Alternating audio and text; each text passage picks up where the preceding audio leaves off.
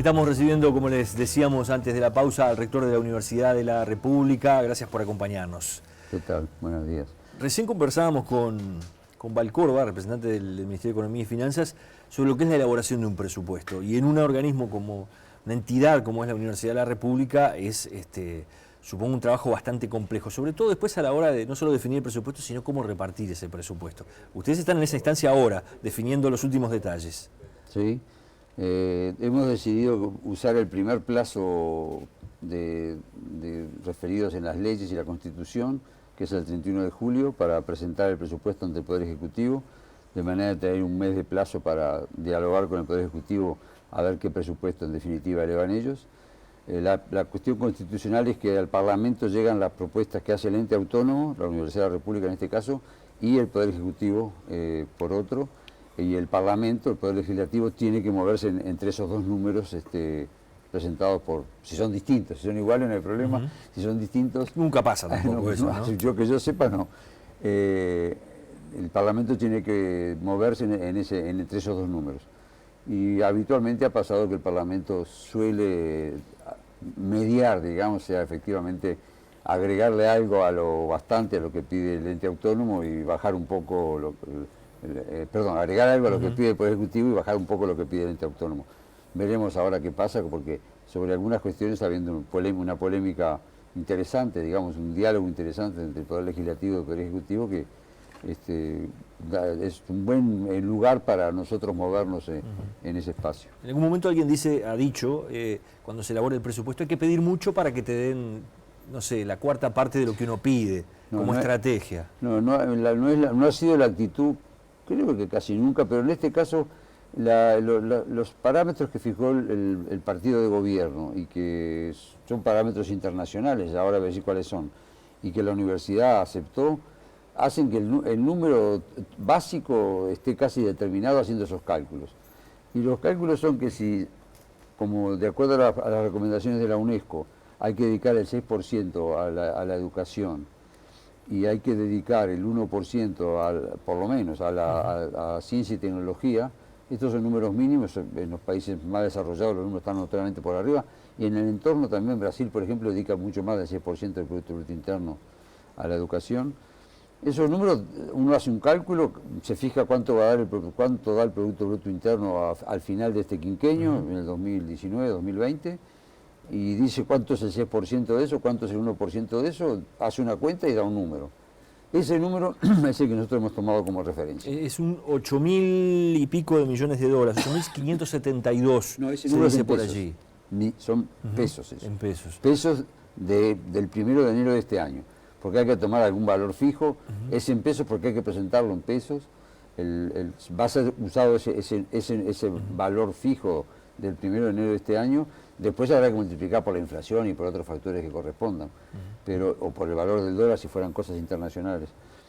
La cifra que usted da es si uno agarra el 6% del PBI, de ese 6% se queda con la parte que le corresponde a la universidad, porque a la universidad le corresponde una parte menor de ese 6%, hace lo mismo con el 1% para investigación y desarrollo y se queda con la parte que le corresponde a la universidad. En ambos casos nuestro procedimiento ha sido tomar un número bajo, no ha sido decir nos vamos a quedar con la mitad del 6%, nos vamos a quedar con el 80% del 1% para investigación y desarrollo. Tomando un número de porcentajes bajos, la cifra da un incremento del orden del 80%. 80% en los 5 años para la universidad. Al final del periodo. Mucho. Es una cifra importante. Si se quiere hacer una comparación, en el periodo anterior, el periodo de hace 5 años, el incremento fue de un poco más del 70%, o sea que en términos porcentuales es mayor. Ahora, el procedimiento de cálculo en este caso fue muy sencillo. Yo diría que en la interna universitaria prácticamente no se discutió nada. Se dijo, queremos el 6, queremos el 1, respectivamente para lo que corresponda. Se hace la cuenta, se lo pedimos a los servicios técnicos, la cuenta no la hice yo ni la hizo algún decano. Lo hicieron los servicios técnicos de planeamiento y presupuesto que tenemos y son muy buenos, y dieron ese número. Y nos pusimos ese número como tope total y hicimos las cuentas distribuyéndolo de acuerdo a criterios. ¿Y con ese federales. número qué se piensa hacer? ¿Cuáles son los objetivos centrales que ustedes tienen? Sí, mira, hay una parte que es salarial, discriminada en dos partes. Uno es el salario que le queremos pagar ahora a los funcionarios que están en la institución. O sea, si uno se quedara quieto en el cargo en el que está, dentro de 5 años queremos que gane tanto. Gane 30.000 pesos, es la cifra que se ha manejado. 30.000 pesos es la cifra básica para los cargos de ingreso no docente. Para los cargos docentes, eso es un incremento del orden del 50%. Insisto que al final del periodo, no es que el año que viene le vamos a pagar el 50%, más allá de la plata que nos den, ¿no?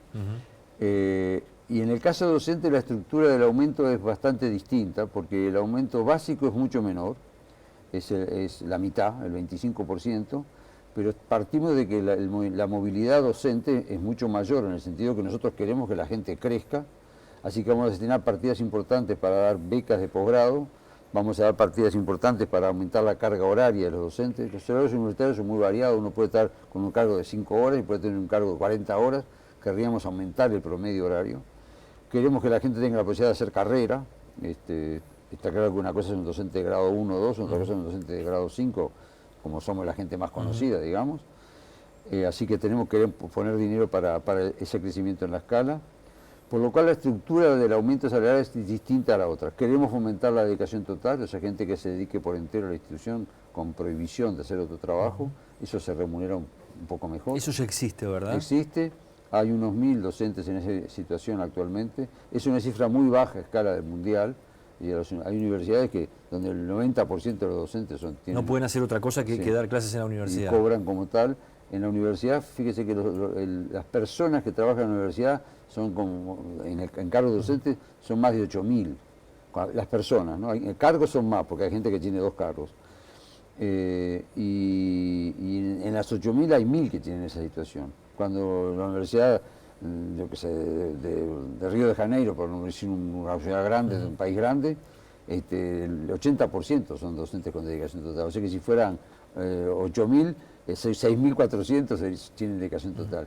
Nosotros no queremos llegar a esa cifra, pero queremos mantener un ritmo de unos 70, 80 docentes que entren en la dedicación total, como ha pasado en el último quinquenio. ¿Los estudiantes qué pueden esperar? O sea, ese presupuesto, ¿qué le dice al estudiante? Ahí está. Yo le estaba dando esa parte de la salarial.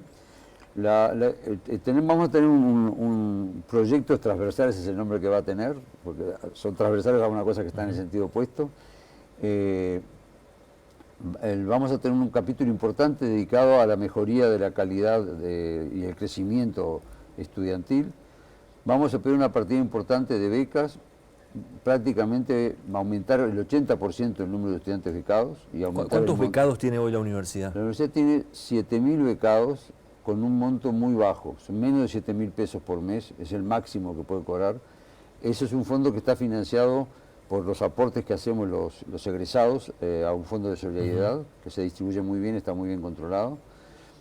Nosotros no vamos a discutir cómo se ejecuta ese dinero, pero tenemos que pedirlo nosotros, porque el fondo de solidaridad está controlado por ley y cómo recauda dinero y cómo lo distribuye está todo establecido en la ley.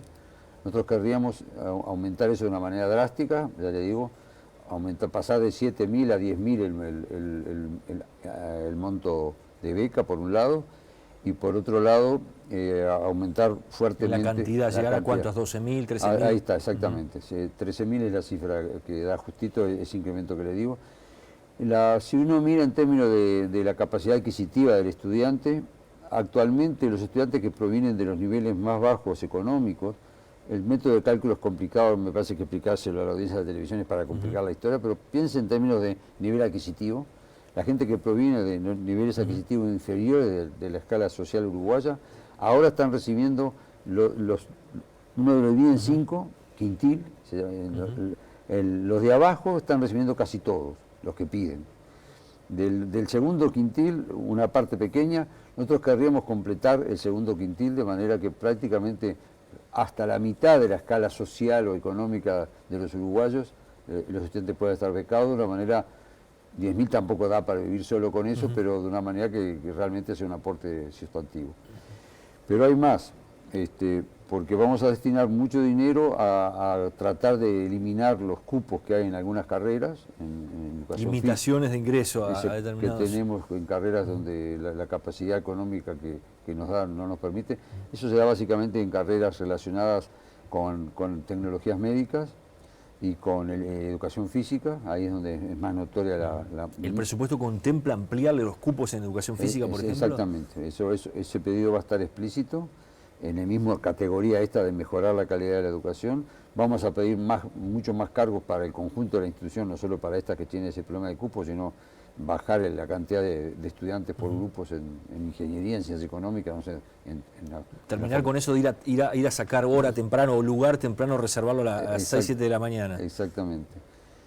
Ahí van dos grandes bloques de pedido. Un tercer gran bloque tiene que ver con la mejoría de la capacidad de gestión de la institución, compra de nuevos software, de nueva maquinaria, capacitación para los funcionarios no docentes y docentes. Esto es todo un rubro. Está el rubro del hospital de clínica, que si quiere lo dejamos para el final, pero porque se ha hablado más de esto. ¿De cómo se va a financiar? ¿Quién tiene que poner ese dinero? ¿No? Si corre por cuenta de la universidad, si corre parte de eso por parte de la salud pública, ¿no? De lo básico yo diría que en términos fácilmente explicables, estas son las grandes líneas de trabajo. Se precisan 100 millones de dólares, y ya que estábamos con el tema del hospital de clínicas, como para recuperar 15 pisos del hospital. ¿Esa cifra está bien? Sí, está bien. Los 15, 14, eso hay que hacer el plan final. Los arquitectos dirán, bueno, llegamos hasta aquí. Pero la pretensión no es recuperar todo el edificio, sino que usar 4 o 5 pisos para salas de internación modernas, con salas chicas, con baños privados, y mejorar el funcionamiento de las salas de cirugía, de las salas de emergencia, de las salas de ambulatorias, que se llama, para ir a atenderse por enfermedades. Es mucho dinero, de cualquier manera. Es mucho dinero, sí. Es mucho dinero. Pero la situación de los hospitales del país en general ha ido mejorando mucho. Los hospitales que se han mejorado muy bien. Eso muestra que los edificios se pueden recuperar bien. Yo he visitado personalmente, por gusto, por saber que si se podía hacer el Maciel y el hospital de Tacuarembó. He estado en los dos recorriendo horas para ver qué es lo que se hizo. Realmente que ha mejorado de manera radical. Y creíamos que nuestro hospital universitario, que nadie duda que tiene que existir como tal, que tiene que haber un lugar donde los médicos, las enfermeras, los tecnólogos médicos ejercen sus primeros pasos. Se eduquen básicamente, se formen. Digamos. Es bueno tener un hospital al servicio de eso, y hay elementos de referencia nacional. El banco de órganos está instalado en el hospital de clínicas. La nefrología, los riñones, ocupa un lugar importantísimo. ¿Dentro del presupuesto que ustedes presentaron está toda la obra de clínicas o no? No, eso es categórico que no. Para el clínicas, primero que hay una parte importante que es el clínicas de hoy, digamos, eso está incorporado al presupuesto de educación, en ese 6% está incluido. Así que el crecimiento del hospital actual, los aumentos de salario del personal actual, eso está todo incluido, ya está contado en el número grande que usted dio. Vamos a pedir cifras importantes para lo que se llaman las UDA, que son unidades docentes asistenciales, que fue un convenio que se hizo hace 3 o 4 años, por el cual el gobierno vierte fondos para que, no solo en el hospital de clínica, sino en todos los servicios hospitalarios en los que trabajamos nosotros, el Pasteur, el Pereira Rosell, que es el más notorio porque prácticamente todos los equipos para niños son universitarios, pero están en un hospital público, Pereira Rosell, el Pasteur, el Maciel, algunas cosas en el interior. Los docentes que hacen asistencia cobran un complemento salarial, y eso viene por una partida extra, que eso lo vamos a pedir contable en el rubro salud. Lo mismo en unas partidas bastante importantes, que ahora son de orden de 90 millones de pesos, pero tenemos planes de crecimiento a lo largo del quinquenio, que van a hacer que más que se dupliquen, para inversiones y gastos de funcionamiento del hospital. Y vamos a pedir una partida menor en relación con los 100 millones para construcciones, que es mostrar la disposición de que el hospital cambie de cara y se limpie y tenga zonas privilegiadas. Querríamos rehacer quiere decir limpiar, mejorarlo, modernizarlo, los 2 primeros pisos del hospital, y mejorar, hacer un prototipo de un piso de internación, eso, con salas chicas, etcétera, en un solo piso del hospital. Margarita, gracias por haber venido. Se nos ha terminado lamentablemente el tiempo, y bueno, hay que ver qué surge de toda esta discusión, ¿no? Esto recién empieza. Sí. Ustedes ponen las cartas sobre la mesa, bueno, después vendrá toda una discusión política con mucha efervescencia. Eso es lo que va a pasar, y creo que estamos en buenas relaciones con el gobierno como para que la discusión no explote, sino que se haga llevadera y se expliquen las razones de una y otra parte. Gracias por haber venido. No, Nosotros hacemos una pausa, después cambiamos, como les decíamos en el comienzo, totalmente el enfoque.